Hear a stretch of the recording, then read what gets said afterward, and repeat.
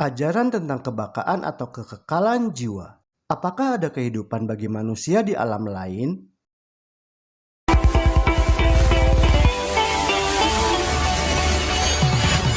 Inilah ucapan tipu daya iblis yang mengakibatkan Adam dan Hawa jatuh ke dalam dosa. Kejadian 3 ayat 4. Tetapi ular itu berkata kepada perempuan itu, "Sekali-kali kamu tidak akan mati."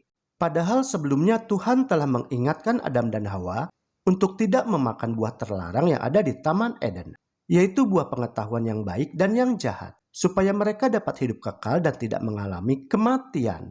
Tetapi tipu daya iblis mengatakan bahwa jika Hawa memakan buah tersebut, sekali-kali Hawa tidak akan mati. Maka dengan pernyataan tegas ini, itu artinya bahwa iblis telah menempatkan perkataan dirinya di atas firman Tuhan.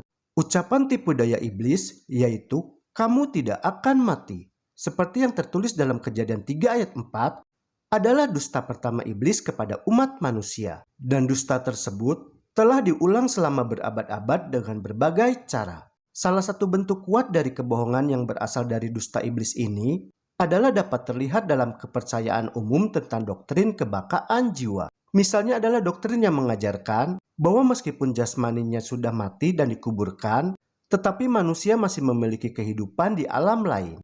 Padahal Alkitab tidak pernah mengajarkan seperti demikian. Alkitab menuliskan bahwa keadaan orang mati itu adalah layaknya tidur dan tidak tahu apa-apa. Jadi orang yang sedang mati itu tidak memiliki kehidupan.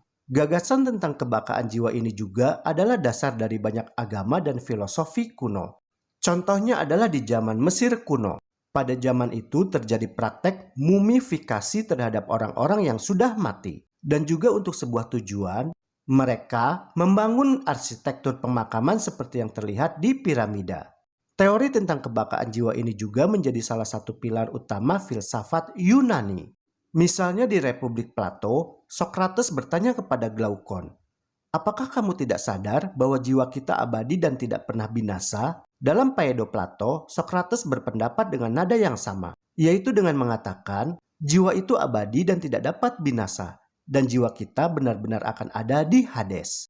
Filosofis ini kemudian berkembang membentuk sebagian besar budaya barat, dan bahkan mempengaruhi doktrin kekristenan pasca apostolik. Namun sesungguhnya filosofis seperti itu sudah ada jauh lebih awal. Jauh sebelumnya pernah terjadi di Taman Eden, yaitu sebelum umat manusia jatuh ke dalam dosa karena tipu daya iblis. Iblislah yang pertama kali menggaungkan doktrin tentang kekekalan jiwa tersebut. Alkitab menuliskan bahwa semua umat manusia itu akan mati karena telah melanggar perintah atau hukum Tuhan. Umat manusia telah berdosa, dan upah dosa adalah maut atau binasa. Roma 6 ayat 23, sebab upah dosa ialah maut. Sebelum maut atau kebinasaan kekal itu terjadi, manusia akan mati dan tidak punya kehidupan. Sebab kehidupan yang dianugerahkan oleh Tuhan kepada umat manusia itu hanya ada di dua tempat, yaitu hanya di bumi dan di surga. Tidak ada kehidupan bagi umat manusia selain di bumi dan di surga.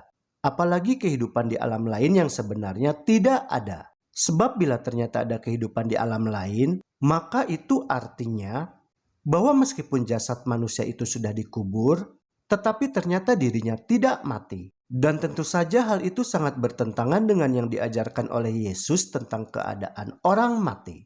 Ajaran tentang kebakaan jiwa ini juga bertolak belakang dengan bunyi ayat-ayat Alkitab yang tertulis dalam Mazmur 115 ayat 17, Yohanes 5 ayat 28 sampai 29, Mazmur 146 ayat 4, Matius 10 ayat 28, 1 Korintus 15 ayat 51 sampai 58.